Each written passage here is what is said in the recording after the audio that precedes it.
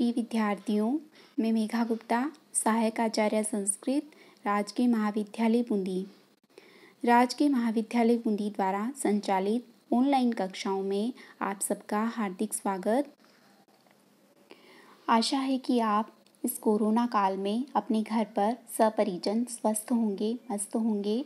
पिछली 11 कक्षाओं में हम शुकनासोपदेश के बृहत अंश का अध्ययन कर चुके हैं।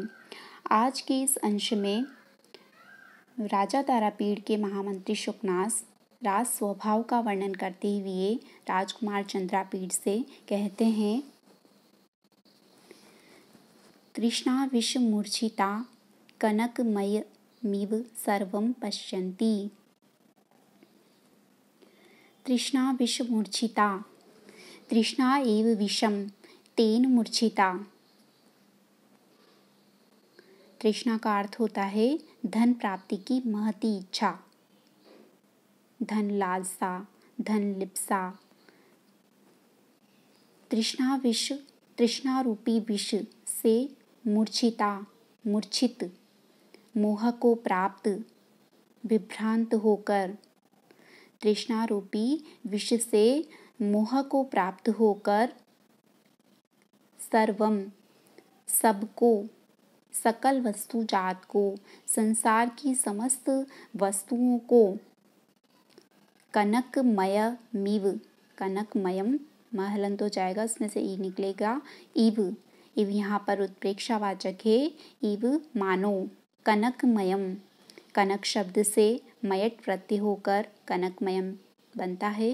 कनक का अर्थ होता है सुवर्ण, स्वर्ण, सोना। कनकमय, सुवर्णमय, पश्यन्ति देखते हैं। तृष्णा विष मूर्छिता, तृष्णा रूपी विष से मोह को प्राप्त होकर वे राजा लोग सर्वम, सबको, संसार की समस्त वस्तुओं को, कनकमयम, धनमय, पश्यन्ति देखते हैं। इस वाक्य खंड में निरंग, केवल रूपक और गुणोत्प्रेक्षा अलंकारों का अंगांगी भाव होने से संकर अलंकार का प्रयोग हुआ है। ईशव इव पान वर्धित तेक्षण्या पर प्रेरिता विनाशयन्ति। ईशवः इव, ईशु का अर्थ होता है बाण और उसकी प्रथमा बहुवचन का रूप है ईशवः। ईशवः इव, बाण की तरह। पान वर्धित तेक्षण्या, पानेन वर्धितं तेक्षण्यं येषां ते पान वर्धित तेक्षण्या। पान का अर्थ होता है मद्यपान, शराब के सेवन से, वर्धितम बढ़ी हुई, तेक्षण्यम, तीक्ष्ण शब्द से श्य प्रत्यय होकर तेक्षण्यम बनता है। तेक्षण्यम का अर्थ होता है तीक्ष्णता, उग्रता। मद्यपान से बढ़ी हुई उग्रता वाली।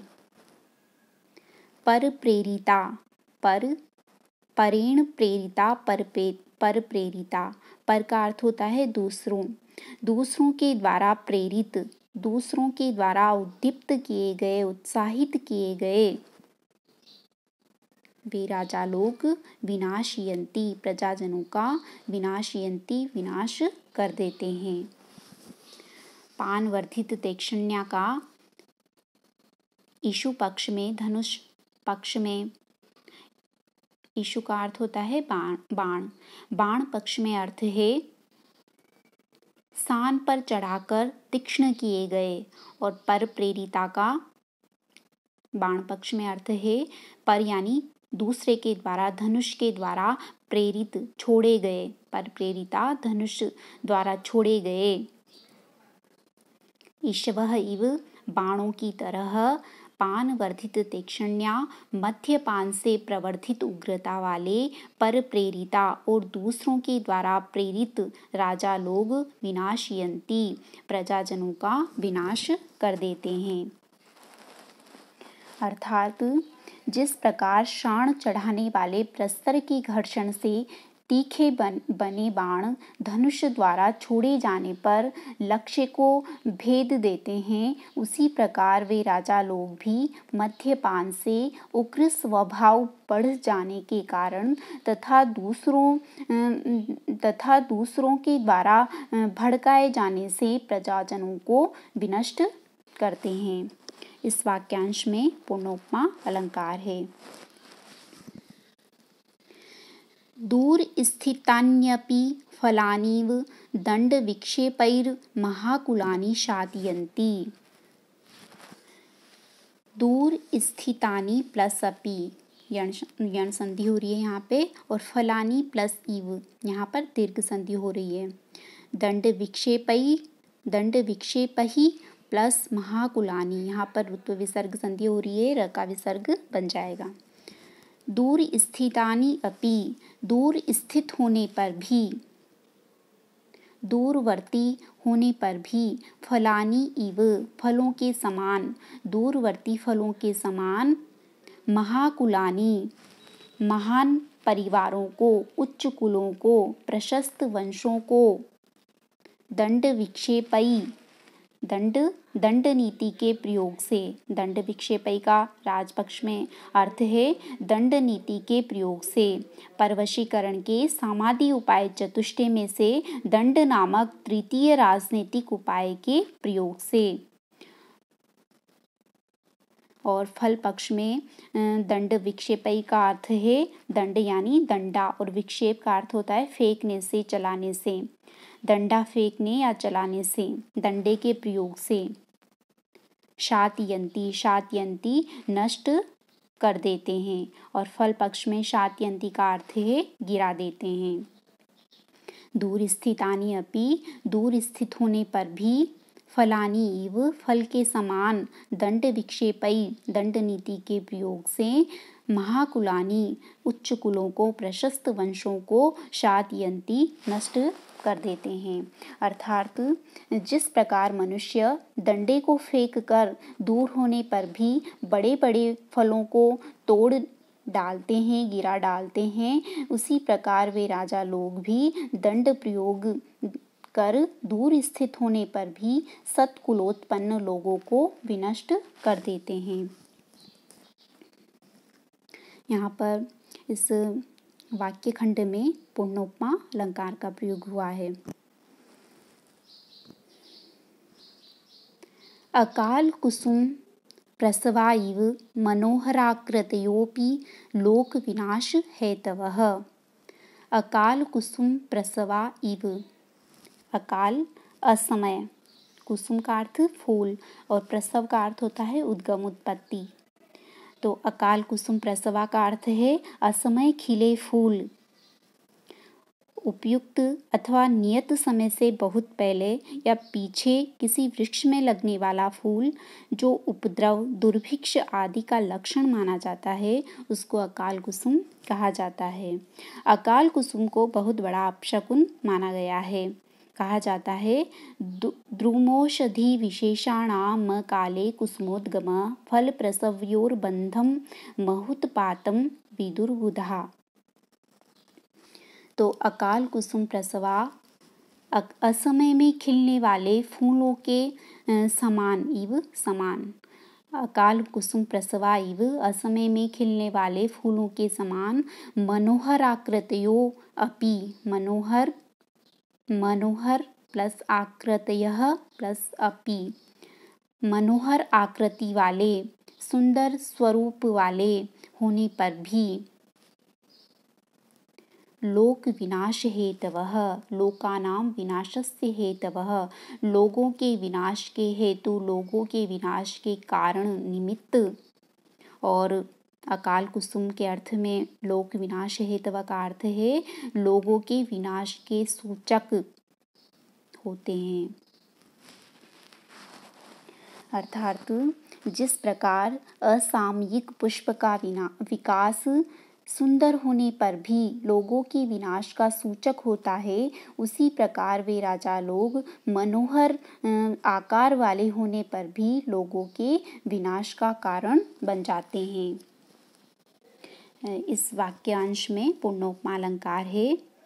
रामचरितमानस में भी भक्त कवि तुलसीदास कहते हैं, फलदायक खल की प्रियवाणी, जिमी अकाल की कुसुम भवानी।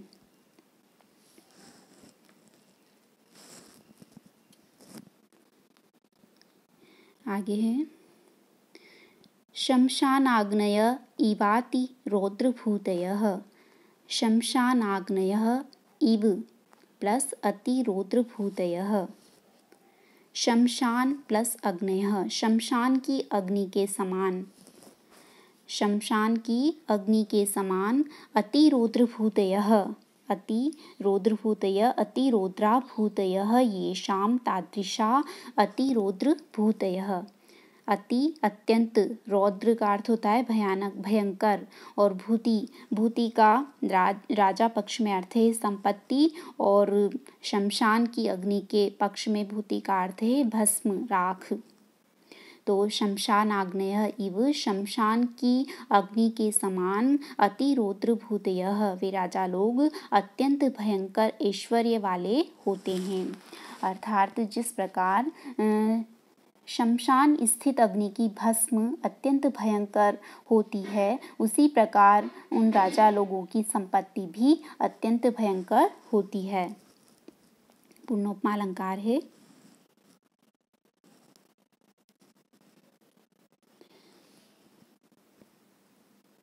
तेमेरिका इवा दूरदर्शिनः, तेमेरिका इव प्लस अदूरदर्शिनः। तेमेरिका, तिमिर शब्द से ठय प्रत्यय होकर तैमेरिक बनता है, और प्रथमा बहुवचन का रूप है तैमेरिका। तैमेरिका का अर्थ होता है तिमिर रोग ग्रस्त की तरह। तिमिर एक नेत्र रोग विशेष है, जिसे सामान्य भाषा में रतुंधी कहा जाता है, जिसके कारण व्यक्ति में धीरे धीरे अंधापन आने लगता है, उसकी दर्शन शक्ति क्षीण होने लगती है। तैमेरिका इव अर्थात रतोंधी के रोगी की भांति, अदूरदर्शिनः, न दूरम पश्यन्ति इति अदूरदर्शिनः, अर्थात दूर तक नहीं देख पाते हैं। रतोंधी के रोगी की तरह दूर तक नहीं देख पाते हैं। नेत्र रोग उत्पन्न होने पर जिस प्रकार लोग दर्शन शक्ति के अवरुद्ध हो जाने से दूर स्थित वस्तु को नहीं देख पाते हैं, उसी प्रकार वे राजा लोग भी केवल वर्तमान देखते हैं, भावी घटनाओं का पूर्वानुमान नहीं कर पाते हैं, भावी परिणाम को नहीं जान पाते हैं। यहाँ पर भी पूर्णोपमा अलंकार है। उपसृष्टा इव शूद्राधिष्ठित भवना, उपसृष्टः इव, उपसृष्टं मैथुनं स्यात्, उपसृष्टम् अस्ति आसाम इति उपसृष्टा। उपसर्ग पूर्वक सृज धातु से त प्रत्यय होकर स्त्रीलिंग में टा प्रत्यय होकर प्रथमा बहुवचन में उपसृष्टः। उपसृष्टः का अर्थ होता है रति संलग्न वेश्या। उपसृष्टा इव, वेश्याओं के समान, शूद्राधिष्ठित भवना, शूद्रै अधिष्ठितानि भवनानि येषां तादृशा शूद्राधिष्ठित भवना, अर्थात शूद्र यानी नीच जनों से अधिष्ठित सेवित भवन वाले घर वाले होते हैं। वेश्याओं के समान नीच जनों से सेवित घर वाले होते हैं। शूद्राधिष्ठित भवना का वेश्या पक्ष में अर्थ है वीटों से, धूर्त जनों से अधिष्ठित भवन वाली। अर्थात जिस प्रकार वेश्याओं के घर कामुक लोगों से युक्त होते हैं, उसी प्रकार उन राजा लोगों के घर भी नीच जनों से अर्थात चापलूसों से युक्त होते हैं। यहाँ पर पूर्णोपमा अलंकार का प्रयोग हुआ है। श्रूयमाणा अपि प्रेतपटः इवोद्वेज्यन्ति। श्रूयमाणाः अपि, सुने जाने पर भी, सुन लिए जाने पर भी, प्रेतपटः इव, प्रेत का अर्थ होता है मृत पुरुष, शव, प्रेत पटहा का अर्थ होता है शव यात्रा में बजाई जाने वाली ढक्का। पटहा का अर्थ होता है ढोल। तो प्रेत पटहा इव अर्थात शव के आगे बजाए जाने वाले ढोल के समान उद्वेजयंती। इव प्लस उद्वेजयंती इवोद्वेजयंती। उद्वेजयंती का अर्थ उद्विग्न करते हैं, परेशान करते हैं, बेचैन करते हैं। श्रूयमाणा अपि सुन लिए जाने पर भी प्रेत पटहा इव शव के आगे बजाए जाने वाले ढोल के समान उद्वेजयंती उद्विग्न करते हैं। यहाँ पर भी पूर्णोपमा अलंकार है।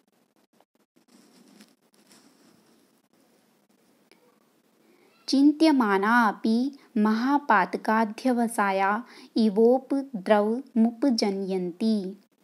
चिन्त्यमाना अपि ध्यान किए जाने पर भी, चिंतन किए जाने पर भी महापातकाध्यवसाया, महापातक प्लस अध्यवसाया, महापातकों की अध्यवसाय यानी चेष्टाओं के समान।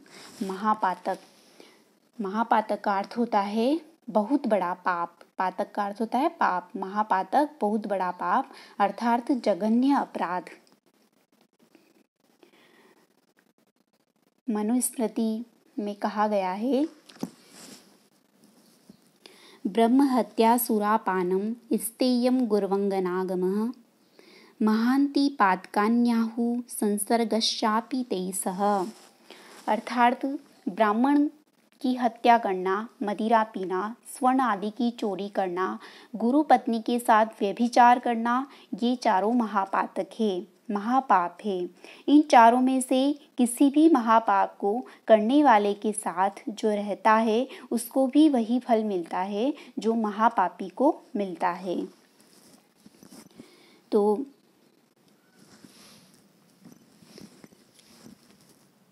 चिन्त्यमाना अपि ध्यान किए जाने पर भी महापातकाध्यवसाया अर्थात ब्रह्म हत्यादि महापातकों की चेष्टाओं के समान उपद्रवम, उपद्रव का अर्थ है अशांति, मानसिक अशांति, उपजनयंती उत्पन्न करते हैं। अर्थात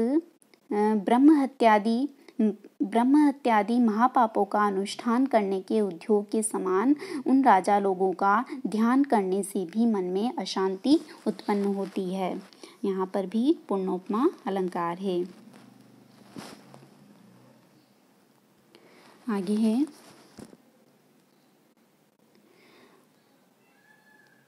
अनुदिवस मापूर्यमाणाः पापे नेवाधमात् मूर्तयो भवन्ति। अनुदिवसम आपूर्यमाणाः पापेन प्लस इव प्लस आधमात् मूर्तयः भवन्ति। अनुदिवसम, अनुदिवसम का अर्थ होता है प्रतिदिन।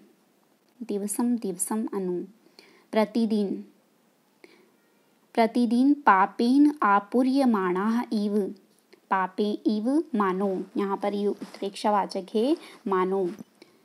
पापेन पाप से, आपूर्यमाणा भरे जाते हुए, पाप से परिपूर्ण रहकर, पाप कर्मों में लिप्त रहकर, आधमात मूर्तयः, आधमात का अर्थ होता है स्थूल, मोटे, मूर्ति का अर्थ है यहाँ पर शरीर, देह। आधमात मूर्तयः स्थूल देह वाले, मोटे शरीर वाले भवंती हो जाते हैं। अनुदिवसम प्रतिदिन पापेन आपूर्यमाणा इव, आपूर्यमाणा अंग उपसर्ग पूर्वक प्री धातु से शानच प्रत्यय होकर आपूर्यमाणा बनता है। आपूर्यमाणा का अर्थ होता है परिपूर्ण रहकर, भरे रहकर। प्रतिदिन पापेन आपूर्यमाणा इव मानो पाप से भरे रहकर आधमात मूर्तयः भवन्ति, आधमात मूर्तयः स्थूल शरीर वाले भवन्ति हो जाते हैं। इस वाक्य खंड में क्रियोत्प्रेक्षा अलंकार है। तदवस्थाश्च व्यसन शत सरव्यतामुपगताः वल्मीक तृणाग्रावस्थिताः जलबिन्दव इव पतितमप्यात्मानं नावगच्छन्ति। तदवस्थाः तदवस्थाश्च चित्वा संधि हो रही है। तदवस्थाः ताः अर्थात पूर्वोक्त रूपाः अवस्था येषां तादृशाः तदवस्थाः अर्थात पूर्व वर्णित दशा वाले, पूर्व वर्णित अवस्था वाले वे राजा लोग व्यसन शत शरव्यताम महलंत हो जाएगा उपगताः व्यसन शत शरव्यताम व्यसनानां शतम तस्य शरव्यताम। व्यसन का अर्थ होता है वी उपसर्ग पूर्वक अस धातु से ल्युट प्रत्यय होकर व्यसनम बनता है। और व्यसन का अर्थ होता है आसक्ति, फेंक देना, विनाश, पराजय, पतन, विपत्ति, अनिष्ट, दुर्भाग्य, संकट, आदत आदि।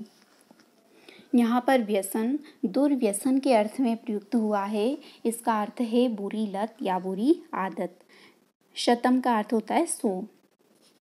और शरव्यता, शर का अर्थ होता है बाण, शरव्य यानी लक्ष्य और शरव्यता लक्ष्यता, तल प्रत्यय होकर टा प्रत्यय। तो व्यसन शत शरव्यताम का अर्थ है सैकड़ों दुर्व्यसनों से ग्रस्त होकर। व्यसन शत शरव्यताम उपगताः सैकड़ों दुर्व्यसनों से ग्रस्त होकर। उपगताः उपसर्ग पूरक गम धातु से त प्रत्यय और बहुवचन में उपगताः। वल्मीक तृणाग्रावस्थिता, वल्मीक यानी बाम्बी, बाम्बी पर तृण, तृण का अर्थ होता है घास, तिनका।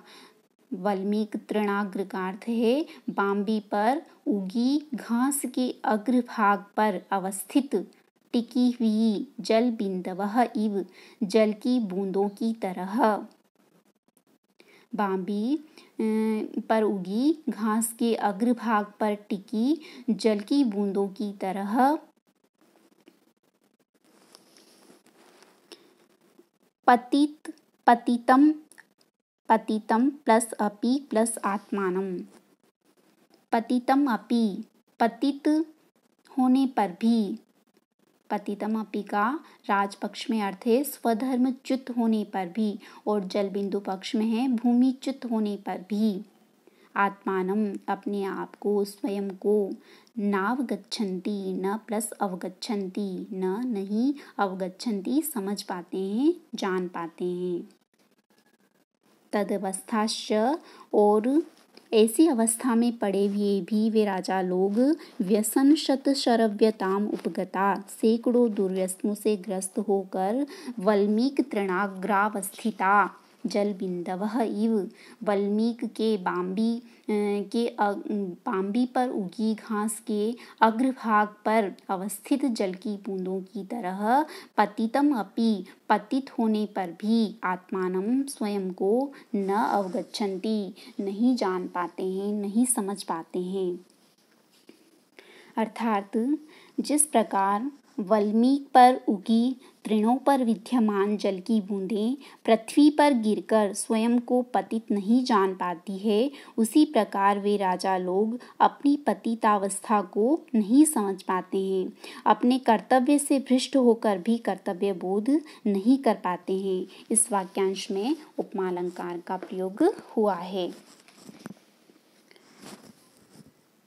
मनुस्मृति के अनुसार कुल 18 व्यसन होते हैं, जिनमें से काम से उत्पन्न 10 व्यसन हैं। मृगयाक्षो दिवा स्वप्नः परिवादः स्त्रियो मदः तौर्यत्रिकं वृथाट्या च कामजो दशको गणः।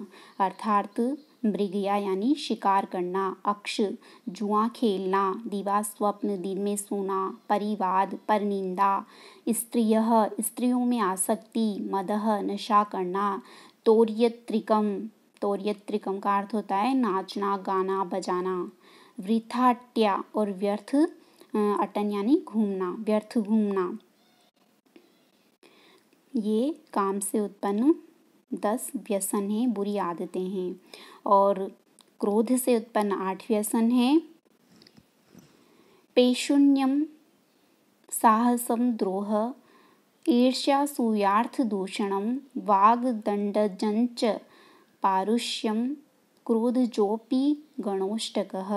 अर्थात दूसरों की, पैशुन्यम का अर्थ होता है दूसरों की चुगली करना, साहसम दुस्साहस करना, द्रोह करना, वैर करना, ईर्ष्या करना, असूया यानी दूसरों के गुणों में दोष निकालना, अर्थ दूषणम दूसरों के धन का अपहरण करना, और वाग दंडजम, पारुष्यम का अर्थ है कठोर वचन और कठोर दंड।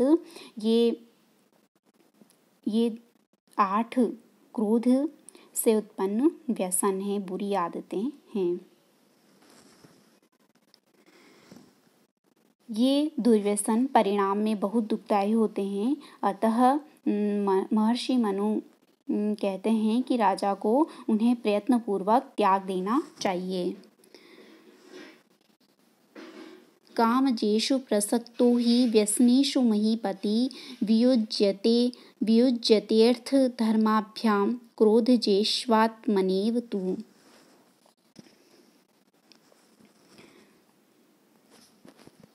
अर्थात इन कामज व्यसनों में प्रसक्त राजा अर्थ और धर्म से युक्त हो जाता है, और क्रोधज व्यसनों में आसक्त राजा अपने आप से ही युक्त हो जाता है। अतः राजा को इन्हें प्रयत्नपूर्वक त्याग देना चाहिए। इति शुभम।